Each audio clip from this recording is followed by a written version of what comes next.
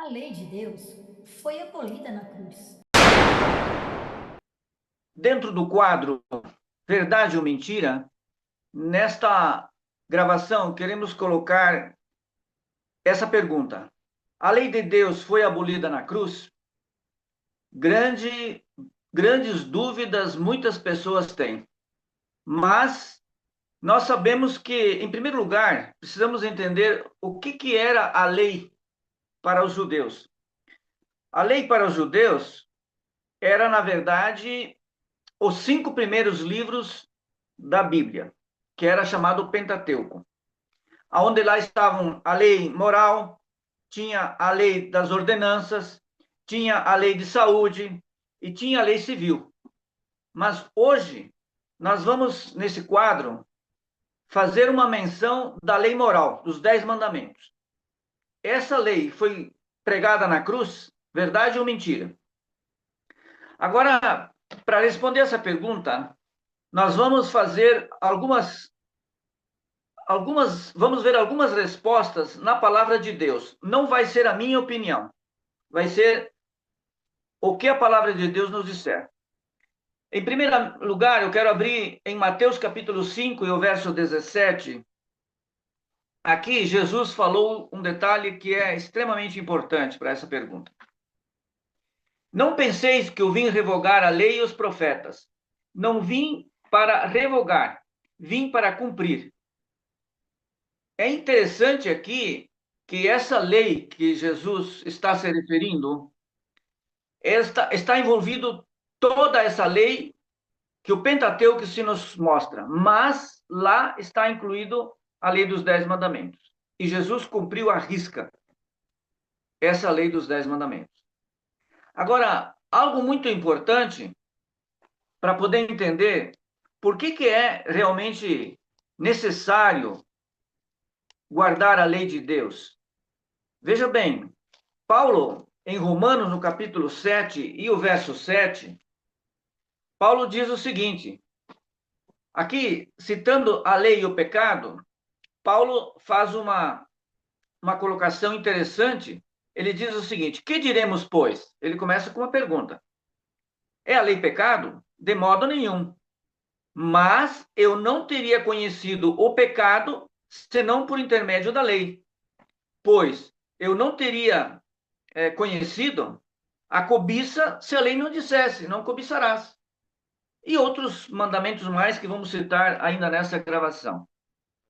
Mas veja bem, é interessante compreender, quando Paulo fala isso no verso 7, e depois nós lemos no verso 12, algo interessante. Ele diz assim: por conseguinte, a lei é santa e o mandamento é santo, justo e bom. Veja aqui, querido ouvinte, quando Deus diz que a lei é santa e o mandamento é santo, justo e bom, aqui, na verdade, ele está colocando o caráter de Deus, porque só o caráter de Deus é santo, é justo e é bom. E é interessante porque depois eu vou colocar um episódio do Jovem Rico, que você vai ver que como Deus, na pessoa de Jesus, ainda fala para o jovem rico que bom só é um, que é Deus.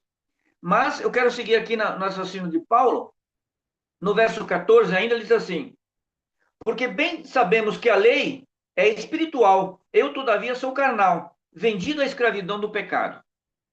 Querido ouvinte, eu e você nunca conseguiríamos guardar a lei de Deus. Somente em Cristo é que nós podemos realmente guardá-la. Agora, Paulo continua no verso 16 dizendo o seguinte: ora, se eu não faço o que quero, consinto que a lei é boa. Então, veja que Paulo começa a fazer algumas colocações para você e eu compreendermos como funciona realmente essa questão da lei de Deus. No verso 21 e no verso 22, Paulo diz o seguinte: então, ao querer fazer o bem, encontro uma lei que o mal reside em mim, porque no tocante ao homem interior, tenho prazer na lei de Deus. Mas aí ele diz que vê nos membros deles uma outra lei que não consegue guardar senão pela graça de Deus. É muito interessante essa colocação. Mas Paulo, ainda em Gálatas, e eu gostaria de fazer essa menção para você nesse momento, que em Gálatas, Paulo, no capítulo 3 e o verso 24, ele faz uma colocação muito especial do que a lei realmente é, e era para ele e é para nós hoje. No verso 24, ele diz o seguinte: de maneira que a lei nos serviu de aio para nos conduzir a Cristo, a fim de que fôssemos justificados por fé. Você e eu, muitas vezes, já fomos em casamentos. E você já viu, na frente dos noivos, às vezes, duas crianças de mãos dadas, às vezes com uma cestinha com as alianças lá dentro. Essas duas criancinhas, elas têm por nome de aio. Agora veja a figura que Paulo usa, como interessante, porque essas duas crianças, ou às vezes é uma, que carrega as alianças na frente dos noivos, é chamado de aio, e Paulo usa essa figura para mostrar que a lei nos serviu de aio para nos levar a Cristo. Por que disso? Porque quando você peca, veja bem, o pecado leva à morte, mas Cristo é o que veio para pagar o nosso pecado. Agora, o importante disso é que nós não podemos ficar pecando novamente. Como o caso da Belinha que falou no vídeo anterior, que o guarda lá estava multando, e aí ela disse, não, por favor, não multa, e ele perdoou a dívida. Mas depois ele tinha que seguir a viagem, não mais a 100 por hora, mas a 80. E aqui, Paulo faz uma colocação muito semelhante, que no momento que nós vamos a Cristo, porque transgredimos a lei, ou porque o pecado na vida do cristão tem que ser um acidente, você deve ir a Cristo e pedir perdão. E aqui, então, agora, aliás, Jesus sempre perdoa quando nós vamos com sinceridade. Em Mateus, agora vamos no caso do jovem rico, em Mateus, no capítulo 19, nós vemos aqui um episódio muito conhecido, e muitos sermões são feitos a respeito disso, mas esquece uma coisa muito importante.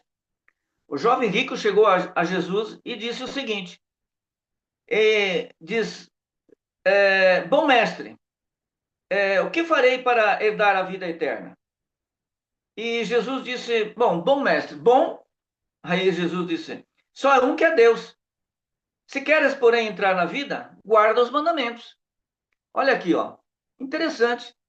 Quando Jesus diz para o jovem rico, guarda os mandamentos e você vai entrar na vida, veja bem que é importante essa questão, porque aqui Jesus ele faz uma série de colocações para ele, e o jovem rico pede para Jesus, e ele diz assim, honra teu pai, honra tua mãe.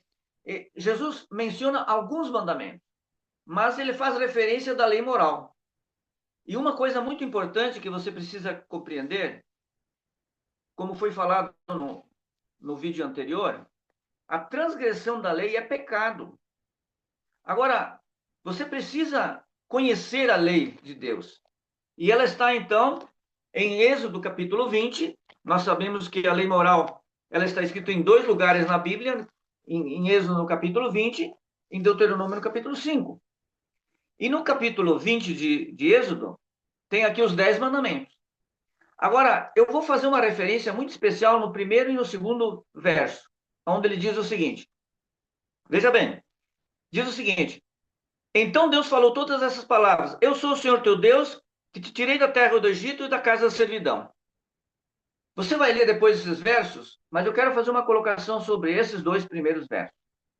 Quando você aceita que Deus te tire do Egito, que representa o estado do pecado, e você crê, e você lê os 10 mandamentos, Deus, em Cristo Jesus, vai te dar a graça de você realmente poder guardar esses mandamentos, cumpri-los. Querido ouvinte, veja bem, os 10 mandamentos ainda estão em vigor, porque Jesus disse lá em Mateus 5, verso 17, veja bem, não penseis que eu vim revogar a lei e os profetas, eu vim para cumprir. E quando Cristo diz que ele veio para cumprir, é para tornar a lei mais o quê? Não santa, porque santa ela já é, mas mais notória para o ser humano. e mostrar para todo o universo, inclusive para o diabo, que é possível sim o homem guardar os mandamentos de Deus. E eu faço um desafio para você nesta hora. Estude esse tema. Não deixe que as falácias que às vezes são feitas a respeito da lei, que ela foi cravada na cruz, isso não é verdade. Jesus cravou na cruz uma lei chamada cerimonialismo, a lei das ordenanças. Aí, a partir da morte de Cristo, não se precisava mais matar cordeirinhos, porque ele foi o Cordeiro de Deus que tira o pecado do mundo. Agora, quanto à lei moral, até que houver céu e terra, até que houver almas viventes aqui, e até que Cristo volte, a lei moral de Deus é vigente.